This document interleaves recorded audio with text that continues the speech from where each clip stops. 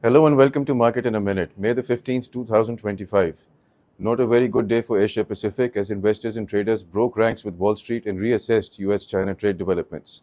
Of all the major Asian equity markets we monitor here, only Australia, India, and Pakistan were up, the rest were down, as the index closed at an all time high of 119,962 points. But for how it got there and what chances it has of staying there or moving up or down, let's take a closer look at the chart. The post-war euphoria has helped a great deal, no doubt, but make no mistake about it, the index has still had to claw its way to close at an all-time high of 119,962. For, as we've noticed throughout this week, there have been red candles even when the market gapped up and ended positive. Look over here. Yet it's also important that despite the highest ever close, the RSI is just only beginning to flirt with the crucial 60 level, and whether or not the index breaks through it will be a very important determinant of the dominant trend.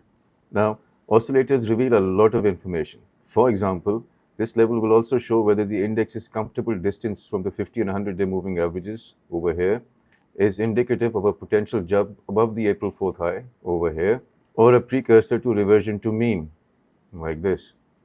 All of which still remains to be seen despite the impressive gaps and jumps of this week. Also, volatility, as measured by the ATR, even reduced, is still almost 3,300 points, implying the possibility of another wide range day as the week comes to a close tomorrow. Therefore, for now, our prime focus is on the momentum indicator. Stay tuned.